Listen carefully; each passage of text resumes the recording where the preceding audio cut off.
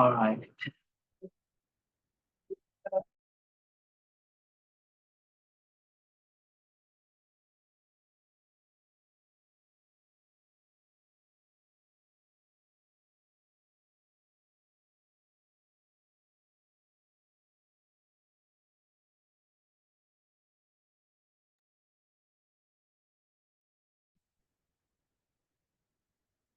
Okay, तो आज कुछ चीज़ें हैं जो हमने डिस्कस करनी है। ज़्यादातर आज ग्राफिकल रिलेटेड ही हम चीज़ें डिस्कस करेंगे। तीन चीज़ों के अंदर हमने अपने आप को क्लियर करना: limit of proportionality, elastic limit, yield point, elastic transformation, plastic transformation, ये सब चीज़ें। सबसे पहले लिमिट ऑफ प्रोपोर्शनैलिटी के बारे में अगर हम बात करें, तो लिमिट ऑफ प्रोपोर्शनैलिटी ऐसा पॉइंट होता है जिस पॉइंट के ऊपर हुक्स फ्लो ओबे होगा। यानी एक ऐसा पॉइंट ग्राफ के ऊपर, अभी हम आगे देखें, जिसके बाद हुक्स लॉ ओबे नहीं होगा, उसको कहते हैं लिमिट ऑफ प्रोपोर्शनैलिटी। और इसी तरीके से अगर हम बात करें इलास्टिक लिमिट की, तो इलास्टिक लिमिट एक ऐसा पॉइंट है कर्व के ऊपर जहां पे डी क्या कहते हैं, डिफॉर्मेशन स्टार्ट होते हैं, यानी मैक्सिमम पॉइंट है ये, यानी मैक्सिमम यील्ड है ये, मैक्सिमम इलास्टिक रेंज है ये। यानी लिमिट ऑफ प्रोपोर्शनैलिटी के बाद जो इंक्रीज होगा उसको कहा जाएगा इलास्टिक लिमिट। वो भी अंडर हुक्स लॉ ही आता है, लेकिन उसके अंदर जो स्ट्रेस और स्ट्रेन है और जो फोर्स और एक्सटेंशन है वो डिफरेंट होती है। यानी after limit of proportionality, if there is increase in a force, the material will deform plastically. Plastically deform का मतलब क्या है? कभी च्युइंगम खाई है?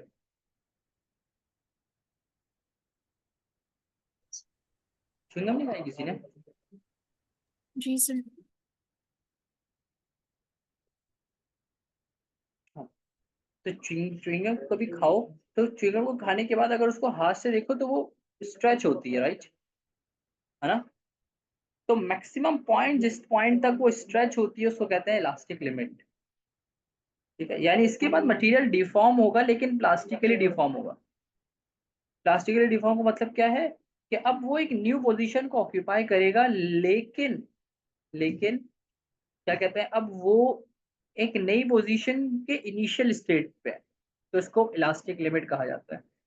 और यील्ड पॉइंट एक ऐसा है कि अब मटेरियल स्ट्रेच होना शुरू हो चुका है, खुद स्ट्रेच हो रहा है, जब तक फोर्स इंक्रीज नहीं कर रहे।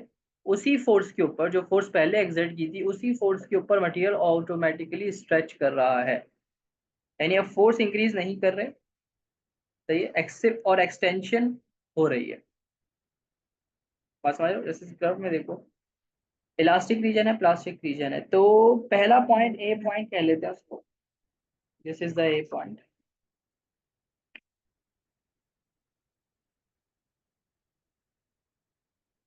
इसको ए पॉइंट कह देते हैं। ए पॉइंट है, ये बी पॉइंट है, सी पॉइंट है, डी। ए पॉइंट का मतलब क्या है कि यहाँ तक लिमिट ऑफ प्रोपोर्शनैलिटी है, राइट? समझ रहे हो? ये जो रीजन है, जी sir. This one region, this is the elastic limit. ये इलास्टिक लिमिट का रीजन है।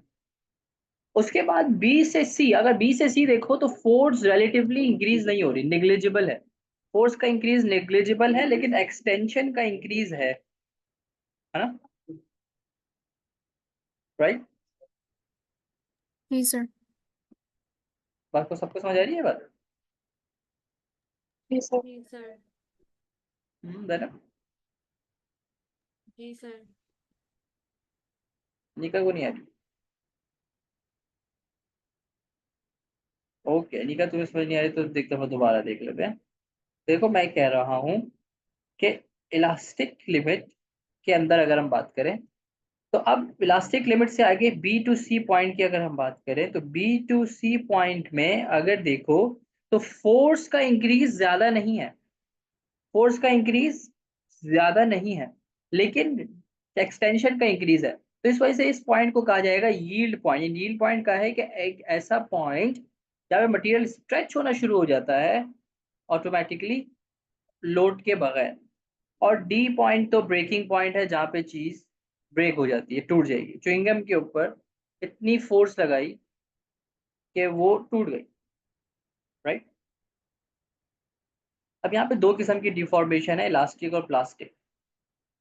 इलास्टिक डिफॉर्मेशन जब मटेरियल अपनी ओरिजिनल शेप में वापस आ जाए, अगर उस पर अप्लाइड फोर्स रिमूव हो।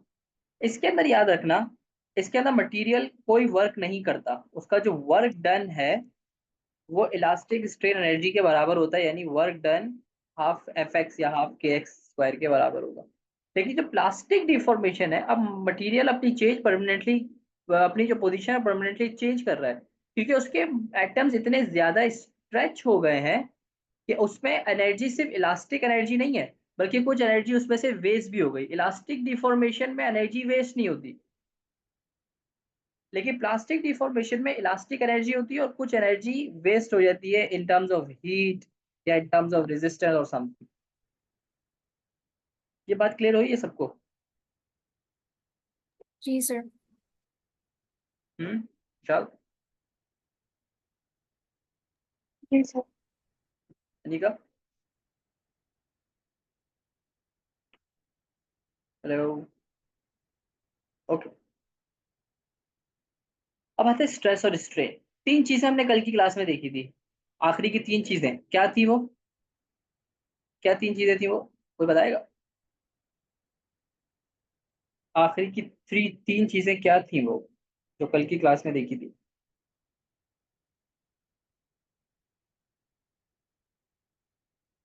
नहीं बता? लास्ट की तीन चीजें जो कल क्लास में देखी थी, सर स्ट्रेस। स्ट्रेस स्ट्रेन और यंग मॉड्यूलस। यस। अब तीनों चीजों को हम देखेंगे इसके अंदर, स्ट्रेस, स्ट्रेन और यंग मॉडुलस। स्ट्रेस और स्ट्रेन की बात करें, कर्व इसी तरीके का शेप का है, हमारे पास A to B, B C and D. Elastic region है एक और एक प्लास्टिक रीजन है। सी तक इलास्टिक है, उसके बाद प्लास्टिक रीजन शुरू हो जाएगा। ए तक लिमिट ऑफ प्रोपोर्शनैलिटी है, बी यील्ड पॉइंट है, इलास्टिक लिमिट है मैक्सिमम। सी की बात करें तो C is the maximum yield point, और सी से डी के बिटवीन जो कर्व है वो प्लास्टिक बिहेवियर, यानी अब ऑब्जेक्ट नई पोजीशन को ऑक्यूपाई कर रहा है। और डी की बात करें तो डी फ्रैक्चर है। याद रखना, स्ट्रेस स्ट्रेन और एक्सटेंशन और फोर्स के कर्व में क्या फर्क है। स्ट्रेस स्ट्रेन का कर्व हर मटेरियल के ऊपर अप्लाई होता होता है, लेकिन लेकिन जो फोर्स एक्सटेंशन का कर्व है वो हर मटेरियल पे अप्लाई नहीं होता, वो सिर्फ इलास्टिक ऑब्जेक्ट्स के ऊपर अप्लाई होता है। मैंने क्या कहा, एक दफा रिपीट कर रहा हूँ, स्ट्रेस स्ट्रेन का कर्व हर ऑब्जेक्ट के ऊपर अप्लाई होता है, ऑब्जेक्ट हार्ड हो, ब्रिटल हो, डक्टाइल हो, किसी भी किस्म का ऑब्जेक्ट हो, हर ऑब्जेक्ट पे स्ट्रेस स्ट्रेन का कर्व अप्लाई होता है, यानी ये नेचर बताता है मटेरियल की। लेकिन फोर्स एक्सटेंशन का कर्व सिर्फ इलास्टिक ऑब्जेक्ट्स के ऊपर ही यूज होता है। बात समझ आ रही है? जी सर। जी सर। अब आते हैं इलास्टिक इलास्टिक ऑब्जेक्ट्स पे। यहाँ पे देखते हैं, तो ए तक लिमिट ऑफ प्रोपोर्शनैलिटी, इसका मतलब है फोर्स को ए तक हटाएंगे तो ऑब्जेक्ट अपनी पोजीशन पे आ जाएगा। अब यहाँ पे यंग मॉडुलस को समझना जरूरी है। यंग मॉडुलस के बारे में अगर कल की क्लास में याद हो, यंग मॉडुलस तब तक अप्लाई होता है जब तक हुक्स लॉ अप्लाई होता है, और Hooke's law limit elastic limit तक अप्लाई होगा, उसके बाद हुक्स लॉ अप्लाई नहीं होता, यानी सी से डी के दरमियान हुक्स लॉ नहीं है। हुक्स लॉ सिर्फ ए टू सी के दरमियान है। जब यंग मॉडुलस हमने यहाँ पे इसका रेशियो, यानी जब जब यंग मॉडुलस को कैलकुलेट करेंगे तो हम सिर्फ इलास्टिक रीजन को ही कंसीडर करेंगे। समझ रहे हो बात को? हम्म। यानी यहाँ पे अगर देखें, stress strain curve graph are similar to force extension graph, but they describe the behavior of material rather than the behavior of specific object। ये एक सारे ऑब्जेक्ट्स के लिए जनरली तौर पे अप्लाई होता है, एक स्पेसिफिक इलास्टिक ऑब्जेक्ट्स के लिए यूज नहीं होता।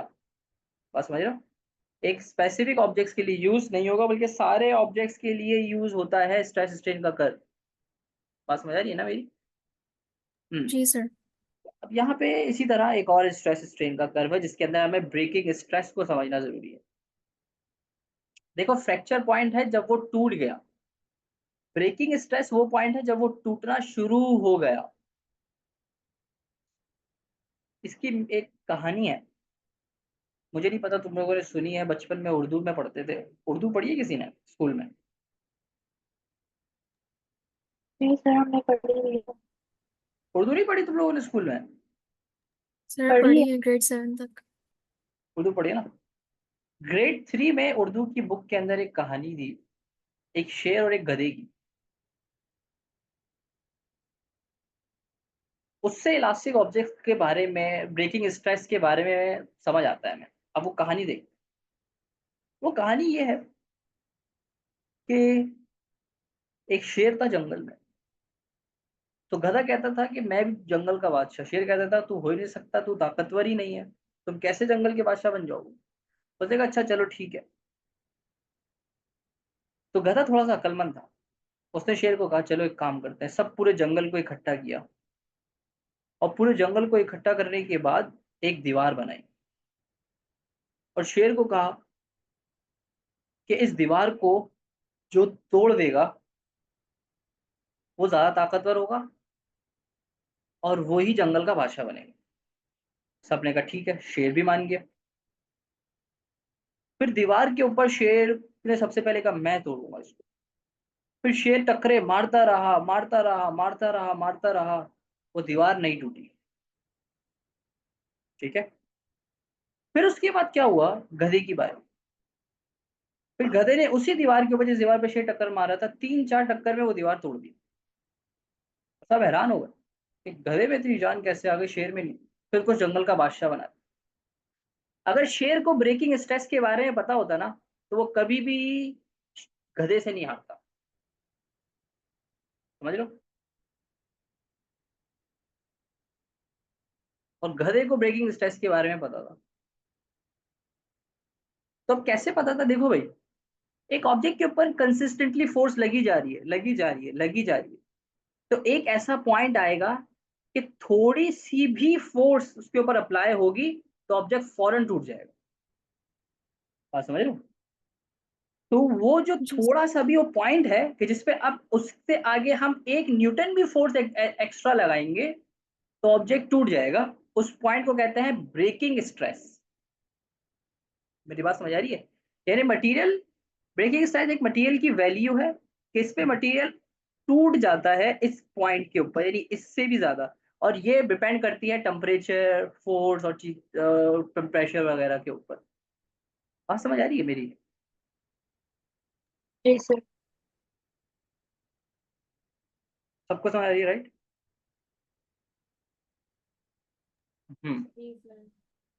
तो ये था एक ब्रेकिंग ब्रेक, यानी अब बाकी सारा रीजन तो वही है, यील्ड पॉइंट। तो इसमें एक चीज और ऐड हुई, वो थी ब्रेकिंग स्ट्रेस। अब यहाँ पे ऑब्जेक्ट जो है, जैसे मैंने यहाँ पर ऊपर बात बताई कि सबके लिए एप्लीकेबल होता है। स्ट्रेस स्ट्रेन ग्राफ सबके लिए एप्लीकेबल होता है। डक्टाइल, ब्रिटल, प्लास्टिक, इलास्टिक, सारे ऑब्जेक्ट्स के लिए होता है। अब इसमें ऑब्जेक्ट्स की नेचर के बारे में पता होना हमें जरूरी है। अगर मैं ऑब्जेक्ट्स की नेचर के बारे में बात करूं तो सबसे पहले मेरे पास है डक्टाइल ऑब्जेक्ट। डक्टाइल ऑब्जेक्ट का मतलब क्या है कि ये लार्ज अमाउंट ऑफ एनर्जी चाहिए होती है इसको डिफॉर्म करने के लिए। यानी डक्टाइल ऑब्जेक्ट उस ऑब्जेक्ट को कहते हैं जिसको तोड़ने के लिए बहुत बड़ी एनर्जी चाहिए, बहुत ज्यादा एनर्जी चाहिए। ठीक है, इसको बहुत ज्यादा एनर्जी चाहिए। ब्रिटल उस ऑब्जेक्ट को कहते हैं जिसको थोड़ी सी एनर्जी देंगे तो वो टूट जाएगा, फ्रैक्चर जल्दी होता है। जैसे कि कभी तुम लोगों ने बिस्कुट खाया है? हम्म? नहीं खाया बिस्कुट? नहीं खाया? क्या बात कर रहे हो? जी सर, खाया। बिस्कुट पे थोड़ा सा भी फोर्स लगाए ना तो वो बेंड बेंड नहीं होता, बिस्कुट बेंड नहीं होता, वो टूट जाता है ना? वो क्या होता है? टूट जाता है, राइट? तो जब मटेरियल को एक्सटेंड, बहुत कम एक्सटेंड हो और फ्रैक्चर, थोड़े से भी फोर्स के ऊपर फ्रैक्चर आ जाए तो उसको कहते हैं ब्रिटल ऑब्जेक्ट। और प्लास्टिक ऑब्जेक्ट्स ये है कि वो बहुत ज्यादा फोर्स के बाद जाके टूटे, और टूटने से पहले उसके ऊपर क्या हो, एक्सटेंशन बहुत ज्यादा। डक्टाइल ऑब्जेक्ट बहुत ज्यादा फोर्स के बाद जाके टूटेगा, प्लास्टिक ऑब्जेक्ट फोर्स के साथ साथ क्या कहते हैं, डिफॉर्म होता रहेगा, डिफॉर्म होता रहेगा, एक्सटेंशन होती रहेगी और फिर एक पॉइंट पे जाके टूटेगा। यानी कि ग्राफ की बात करें तो ब्रिटल फौरन टूट जाएगा, डक्टाइल टूटने में बहुत टाइम लगेगा, प्लास्टिक ऑब्जेक्ट टूटने से पहले बहुत ज्यादा एक्सटेंड होगा। बात समझ लो। जी सर। सही। ऑलराइट, अच्छा इसको कॉपी करो, फिर हम आगे बढ़ेंगे। हमारा इलास्टिक स्ट्रेन एनर्जी का टॉपिक जो है ना, वो रहता है इसमें, फिर हमारा हुक्स लॉ वगैरह ये खत्म हो जाएगा।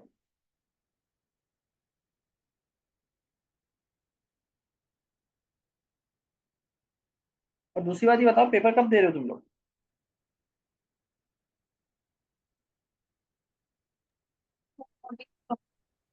क्या? कंफर्म नहीं है। अभी तक कंफर्म नहीं हो, मैडम नहीं आई? नहीं। नहीं सर। वो कहाँ पे है? इंडिया। इंडिया में? जी सर।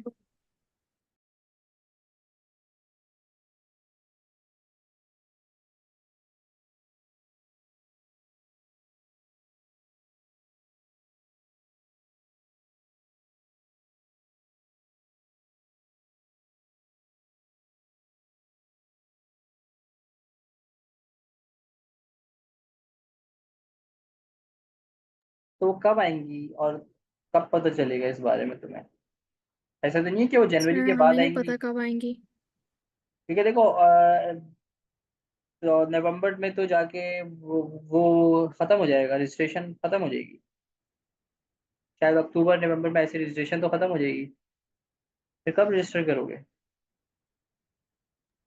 पता नहीं सर सर, जब वो अभी हम आएंगी। पहले जब वो आएंगे फिर हम उनसे बात करेंगे, फिर हमें पता चलेगा। तो प्राइवेट नहीं दे सकते? नहीं। अलाउ नहीं कर रहे स्कूल वाले? सर प्राइवेट के लिए भी नहीं एनओसी चाहिए। क्या चाहिए, वो एलएलसी? हमें एनओसी चाहिए। क्या जब वो चाहिए? आएंगी फिर हम उनसे एनओसी की बात करेंगे, फिर हम लोग प्राइवेटली कर सकते एलएलसी? एलएलसी तो बिजनेस के लिए चाहिए होती है, क्या बात कर रहे हैं। हो? नहीं, एनओसी। एनओसी? अच्छा, मैं भी हैरान हो गया भाई, एलएलसी जो है वो चाहिए होती है बिजनेस के लिए।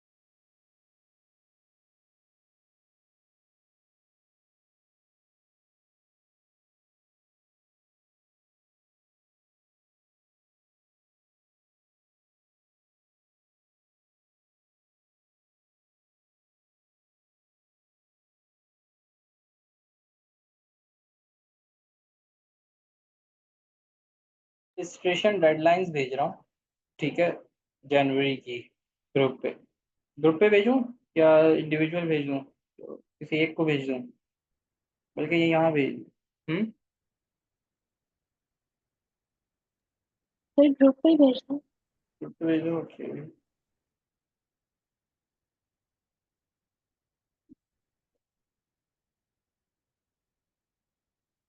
तो जनवरी की रजिस्ट्रेशन जो है ना वैसे स्टार्ट हो चुकी है और 11 अक्टूबर को ख़त्म हो जाएंगी। और जो मैक्सिमम लेट रजिस्ट्रेशन है वो 8 नवंबर तक करा सकते हो। 8 नवंबर के बाद जनवरी की रजिस्ट्रेशन नहीं होगी। ये ब्रिटिश काउंसिल की वेबसाइट के ऊपर है।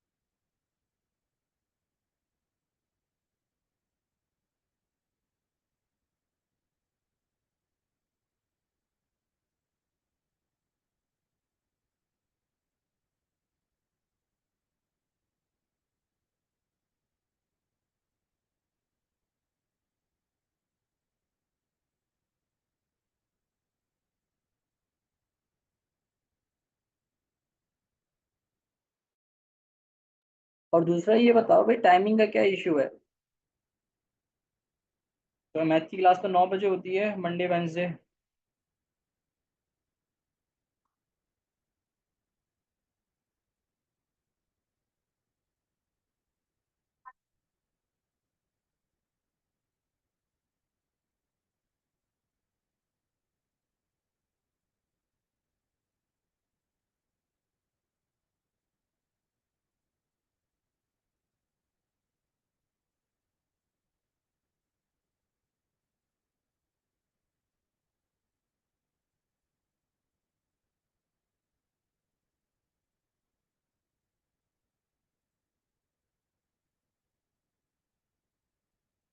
सर आप स्क्रॉल कर सकते हैं।